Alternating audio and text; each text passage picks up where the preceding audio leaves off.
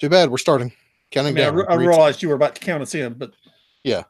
My apologies. Hang on. What? What? What?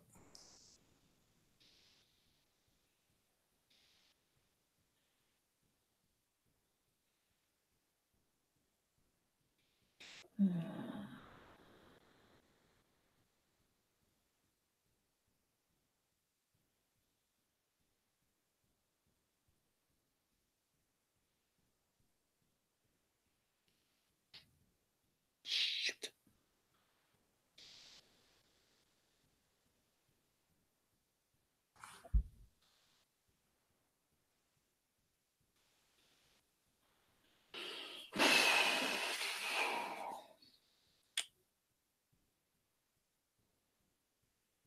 My app is not cooperating.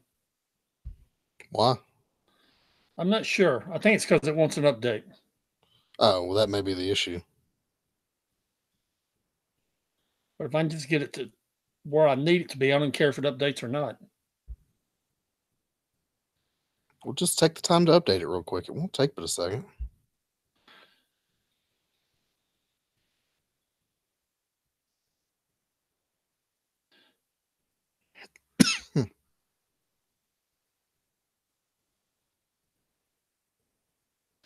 Oh my God.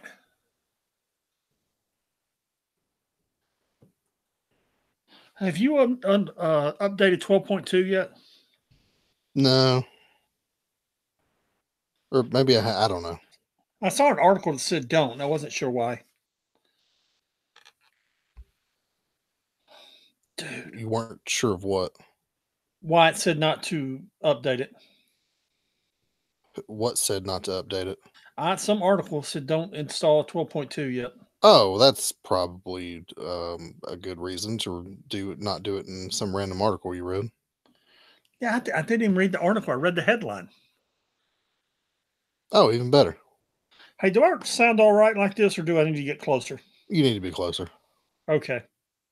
Or you could just move the microphone to where you are. I really can't because it doesn't want to. I kind of can, maybe.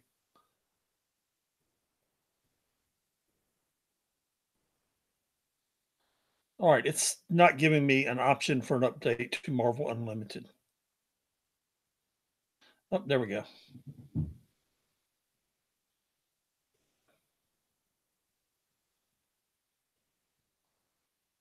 You know what? I don't care as long as it did it.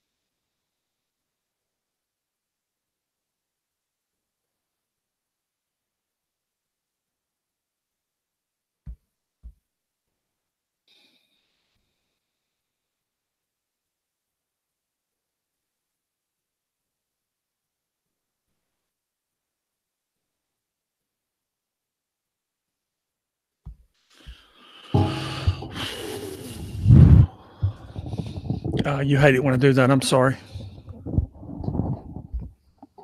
I had you muted. Okay. Actually, I did get the mic closer. How does this sound? Yeah, you're fine. Okay, cool.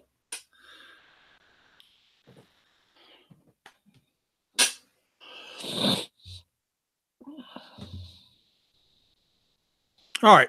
Now I'm ready. Okay. All righty. Oh my God. iPad, come on. Dude, I'm telling you, mine really didn't want to. It's my iPad, not the app. It was my app. Oh, I had to press it like 3 times for it to do anything. Anyway, all right. You ready? Yep. Okay.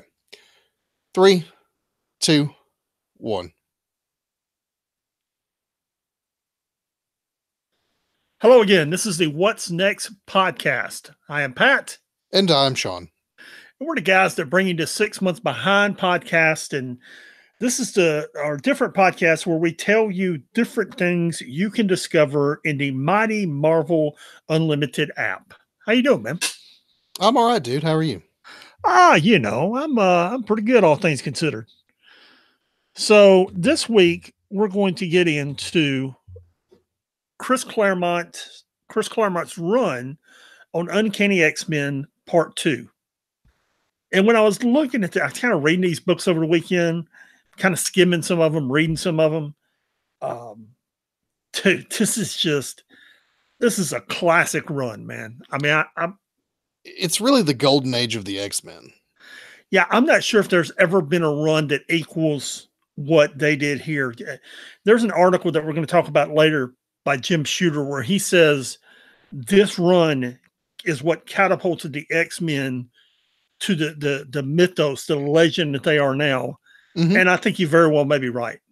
Oh yeah, I mean, you've got a rundown here of like everything that happens in a couple of issues, and it's literally everything that they have mined for X-Men stories for the last Dude, 40 years. it is, man. I mean, and we'll go over this list in a minute, but the characters they created here, the storylines they created, because almost all of these that I've got notes on are new, or the first appearance of these characters.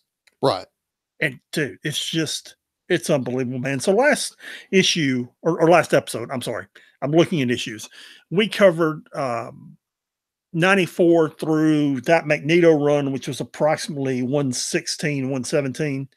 That Magneto arc right there, 2 or 3 issues, is some of my favorite books, man. We're going to pick it up at Uncanny number 117, which is really just a filler issue, but it introduces Amal Farouk, the Shadow King. Okay. Right. So here you have where they're just kind of killing time. Okay. They're Yeah. just filling space, and they introduce the Shadow King. Right. Which, Who at the time was probably some throwaway character, but was able to be turned into some dude, tremendous villain. One of my favorite X-Men villains. he was, man. He was. This is literally a filler issue, just a throwaway villain, and it's everything that was the whole first episode of Legion, or Yeah. series, first season of Legion. I apologize. You're kind of killing time for the next couple of issues, but in 118, you're introduced to Mariko, who they're in Japan. Logan's introduced to Mariko, who he will eventually marry. Dude, again, it's kind of a filler issue, but it's got these major events in it. Next, we go to Uncanny 120 and 121, and understand at this point, this book is being co-plotted. If you open one, I'm going to look at it. It says written by Chris Claremont and John Byrne. And in later years, well, not many years after this, John Byrne would take over Alpha Flight because Alpha Flight was basically his creation. Right. John Byrne is the person that when Marvel says we want to resurrect Jean Grey, and Chris Claremont says, "Nah, I don't think so," they tell John Byrne, "Okay, you dig her up. Come up with a story to dig her up." And John Byrne does. He was writing and drawing Fantastic Four at the time, and he, resurrects her. Much to Chris Claremont's displeasure. But we'll get to that. These 2 issues, 120, 121, introduce Alpha Flight, but they also there's the underlying plot here is Alpha Flight's trying to get Wolverine. They basically consider him Canadian property and property of the Canadian government. They're trying to get him back. And the X-Men at this point are like, yeah, we ain't leaving him behind. Okay, so if you want him, you got to go through us. And it's not only the evolving of the teamwork, it evolves the relationship between Scott Summers and Logan, and it evolves the relationship of all the X-Men saying, hey, we're together in this. Okay, so you want one of us, you come for all of us. Which was a good storyline. You get a few filler issues here, but dude, again, it's a filler issue, but it introduces Arcade, which was that last year? Just seemed like Arcade was everywhere, man. Yeah, for about a year and a half now, Arcade is the hey, we need a villain for this hero to struggle against. Arcade's everywhere all of a sudden, and I hate Arcade. And so every time he shows up, I'm just like, no. Yeah. Then you get into 125, 126, and 127. This thing really 125 is the beginning of the Dark Phoenix saga, because Jason Wingrade, who we'll eventually learn is Mastermind, begins manipulating the mind of Jean Grey. And we'll get into this a little bit more in a minute. Yeah, but we've been seeing Mastermind in the most recent X-Men stuff. Yeah, absolutely. Manipulating Rachel Grey. Yeah, so he's here manipulating Jean Grey, and another character that's an iconic character is Proteus. Did I pronounce that right? Proteus? Proteus, I don't know. I don't either. But there's a 3 or 4 story arc here that's just, it's outstanding, man. It really is. And then you get to what's basically the main event. In issue 129, 129 by itself introduces Kitty Pryde, Emma Frost, and the Hellfire Club. I mean, just think about that. One issue, you introduce these 2 iconic characters in one iconic group. Yeah, 2 of which have been the leaders of the X-Men. Yeah. And one is essentially the X-Men's arch nemesis. Yeah. And by the way, almost immediately, Kitty Pryde starts lusting, who's 14 at the time, starts lusting after a 20-something-year-old Colossus. He's 19. Okay, 19. Sure, that makes it better. It doesn't, but at least it drops the gap a little bit. It makes it better once they're adults, and that gap is not as significant. Okay, sure. The next issue we're introduced to Dazzler and Sebastian Shaw. The whole time they're fighting the Hellfire Club here. Issue 131 has a great 5 or 6 page psychic battle between Jean Grey and Emma Frost, the first of many to come. Yeah. And Jean Grey just stomps her. I mean, she's essentially Dark Phoenix at this point, and she just stomps Emma Frost, man. 132, they're defeated by the Hellfire Club, which you get, that's when you get Donald Pierce, you get Jean Grey becoming the Black Queen of the X-Men, which is the classic Jean Grey with her hair pulled up in a black corset that everybody likes looking at. It wasn't that like kind of a big deal at the time. I mean, this was the mid to late 70s, and that was considered a bit much for comic books. Yes. Yeah, that's what I thought. It was very risque for the time. Yeah, very risque for the time. Yes. Especially in something that was essentially marketed to children. Let's see, this is 1980. I was 16 years old. I wasn't even 16. I was 15 when that book came out. Yeah, dude, that was very risque for the time. Yeah. Okay. Yeah. Next, you have 133. Now, here's the thing about 133. In the first half of it, at the end of 132, all the X-Men have been captured and Wolverine is assumed dead. And he's really trapped in a sewer. And he just starts hacking his way through members, the red-shirted peons of the Hellfire Club. I think they're actually wearing blue, but you get the reference. It's a blue and red costume. Right, but they're Starfleet red shirt guys. He just starts hacking his way through them to get to the X-Men. This issue is where the legend of Wolverine was born. Yeah. Okay. This is where, I'm the best at what I do. That's where that comes from, or where that sentiment comes from. Where, dude, Wolverine is a trained, cold-blooded killer. Yeah, and like 20 years later, they went back and retconned it and said he really didn't kill all these people. Yeah, he did, man. Yeah, he did. Yeah, he was out to save the X-Men, and these goons weren't standing in his way. Then we get to 134, where the X-Men defeat the Hellfire Club and Jean Grey becomes the Dark Phoenix. And yes, that black corset outfit's there on the cover of 134. Yeah. This is just, at this point, this thing is just steamrolling, and it's off the chain, man. I mean, it's just the X-Men at this point have picked up so much speed that there's simply no stopping them. The next couple of issues are where Jean Grey is at 135 is where she kills billions of people.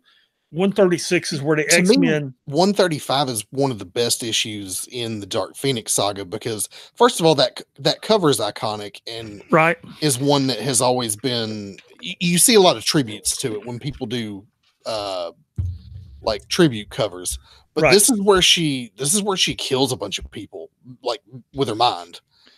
And this is where it's kind of decided, oh, well, Jean Grey has to pay for that. Yeah. And I don't know if you had the opportunity to read that Jim Shooter article, but here's what happened was at the time, Jim Shooter was editor-in-chief of Marvel. And when he would read a book is basically right before it went to press. You know, he just look at it and say, that's fine. So he and Claremont and Byrne had sat down maybe a year before, and they said, hey, here's what we're going to do with Jean Grey. We're going to make her this evil character, and she's going to be the X-Men's arch nemesis. Okay. She's going to be the Dr. Doom, the new Magneto of the X-Men. And yeah, Jim Shooter was like, sure. Okay. And then he gets 137. Well, he reads 135 and he's like, okay. Then he gets 137 literally right before it goes to print. And he's like, no, because what they were basically going to do was put her in jail. Okay, they were just going to put her in some kind of, Shi'ar prison somewhere and let her sit there a couple of years till the X-Men rescued her. And Jim Shooter was like, no, she killed billions of people. Okay, she literally ate a star. The star had an inhabited world with, as the book says, billions of people in it, and they all died. Okay, you can't have a mass murderer and not have her be punished in some form. Right. There's lots of yelling and screaming between Shooter and I've read all three sides of this. I've read Byrne's side, Claremont's side, Jim Shooter's side. There's lots of yelling and screaming over a 24-hour period, and they had to scrap issue 137. Okay, and literally rewrite it. So if you're looking at all these issues, you see the Comics Code of Authority up in the right-hand corner. Mm-hmm. You get to 137. It ain't there. It ain't there. It's the first. Marvel had done a book about 10 years earlier where Spider-Man does drugs, or Harry Osborn does drugs. And it didn't get the Comics Code of Approval. This one is the one that didn't get the Comics Code of Approval because Jean Grey commits suicide. And this is where Marvel just started sticking the middle finger to the comics. They were like, why? Why do we need this? Yeah, it's not something people consider when they purchase comic books. It's not going to stop people from reading this, so why bother? Yeah, and at that what authority do they really have? Right, that point they were migrating to direct sales. Mm-hmm. Okay, and the Comics Code of Authority was basically to make sure that what's on a newsstand was, you're not buying The Boys off newsstand. Yeah. Right, it's not there where a 10-year-old can pick up an issue of The Boys or Herogasm. Okay, right. It's The Boys being that Garth Ennis comic that's super not for children. Super not for children. Yeah, you think that black thing that Dark Phoenix is wearing is risque? Holy cow, man! Yeah, the boys ain't nothing but porn. And, it's sex, death, and murder. And Amazon's finding a way to make it into a TV series. Yeah, God bless them. But no, really, 135 through 137 to me is like the best part of the Phoenix saga to me. I mean, that's where the stakes really get ramped up. It's where all the real action happens. It's where Jean Grey kicks the bucket. I mean, yeah, to me, that is the meat of the Dark Phoenix saga. And to recap, in issue 137, what the settlement to the argument was, we got to kill her. Okay, she's got to die. and they go. The Shi'ar at the end of 136. The Shi'ar capture the X-Men. They're forced to fight the Imperial Guard. At the end of the issue, Jean Grey is slowly becoming. She's evolving into the Phoenix and Dark Phoenix again, and she kills herself before she evolves into that character. Right. They had that big fight on the moon. Yeah. The Watchers there. Yeah. The Kree and the Shi'ar are witnesses. Yeah. Yeah, dude. It's to me starting with you say the starting at 135. To me, starting at 130 or 131 where the fight with the Hellfire Club starts. Dude, it's just that's the best run of comic books ever. Just yeah, I'm just not a huge fan of that Hellfire Club thing. I am mainly because of what it did to Wolverine, and it's laying the groundwork because the whole time, Mastermind in the form of Jason Wingrade is fooling with Jean Grey's mind, and he's causing her to become Dark Phoenix. He doesn't know it. But there are psychic dampers that they had put in place at some point earlier. I forget where, but the Professor X had put psychic dampers in place to keep Jean Grey from becoming Dark Phoenix, and he's toying with them and just he just tears them all down. So yeah, it's just good, man. This is, and to me, this is the classic Byrne Claremont run, man. This is just it. Yeah, I mean, this is if you want classic X-Men, Chris Claremont and John Byrne, there's a lot of it, but you would do no better than to point at the Dark Phoenix saga. I'm looking. John Byrne stays around for a while. We'll talk about that in the next episode. Well, it's not like they're done. Oh my God, they're not done, man. They a few issues later they do Future Imperfect. Right. But before we move on to that, like the thing that you and I often complain about is when publishers do these events, the effects and the outcomes of these events often have no real sticking power. They're often just swept to the side. The Dark Phoenix saga had an effect on the X-Men team, and in a way still does. I mean, everything that comes after Dark Phoenix is shaped and colored by those handful of issues. Absolutely. It's just, and dude, if you're gonna, whenever I see, whether it's Marvel's top storylines in comics ever, top 100 comics ever, this Dark Phoenix saga is always in the top 3. Always. Yeah. And to me, it's always number 1, man, because it just, these guys were just young and hungry and on fire, man. Yeah. And they were just cranking stuff out. They were just creating things left, right, and center. Yeah. And I mean, the lineup changes after this. Kitty Pryde comes onto the team. She'd been introduced earlier, but she joins the team after this. And yeah, I mean, we get into just more and more classic X-Men from here on out. Yeah, absolutely. And sometime in the future, we will recap all of the rest of, maybe it'll be 2 episodes. We'll recap Chris Claremont's run. He's still writing the X-Men.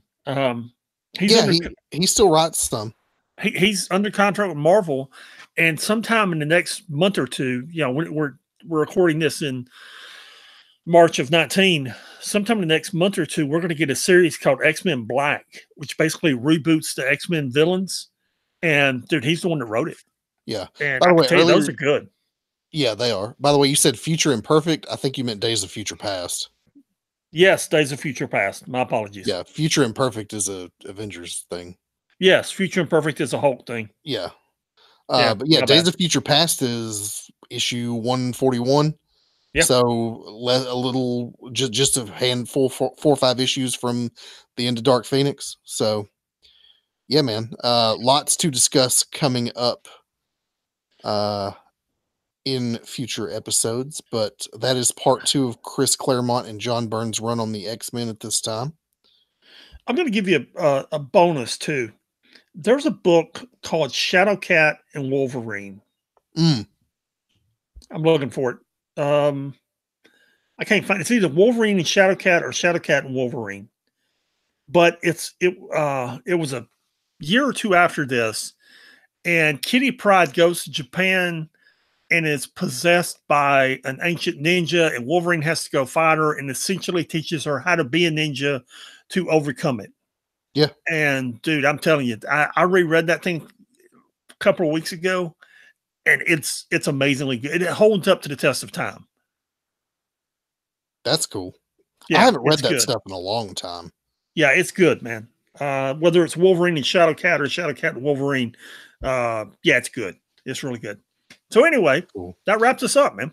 Yeah, if you want to get in touch with us, you can email us at 6monthsbehind@gmail.com. That's the number 6 months behind at gmail.com. The website is www.6monthsbehind.com. I'm going to put the Jim Shooter article there. There'll be a couple of good videos, one from Comic Book Girl 13 about the Dark Phoenix saga, and another from our buddy that we're always repping. Comic Book Girl 19. Isn't that what I said? No, you said 13. 13, 19. It ends in teen, man. Come on, work with me. Okay. Rob from Comics Explained. Thank you. That's who you were talking about also. Yes. Thank you. Yeah, no problem. Have you seen my head? Okay, I don't know if you can see this on camera, man. Can you see that right there? Did you hit your head again? Dude, I busted it open. Oh my God, when? Yesterday.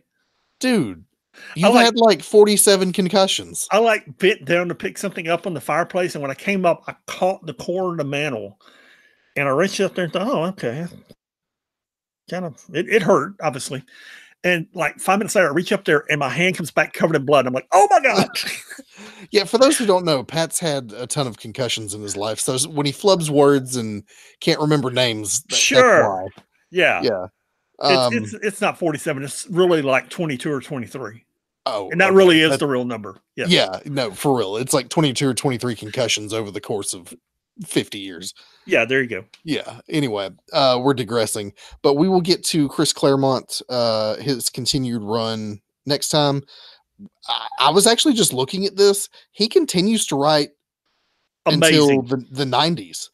And so we've probably got part 3 and 4 in this thing, at least. Yeah. Dude, issue 150 is where Magneto, to this day, Magneto sank a Russian submarine, took on the nuclear warheads, and killed like 300 Russians in the process. And to this day, it's one of the things he is most known for as a villain. Yeah, because he did it without any remorse whatsoever. Yeah, it looks like Claremont's run ends in 279 in 1991. Yep. So he started writing in the late 70s. Yeah. And wrote till 91. Yeah, which was he wrote it for almost 20 years before I was born. Yeah. So that's insane. Anyway, we will see you all next time. Peace.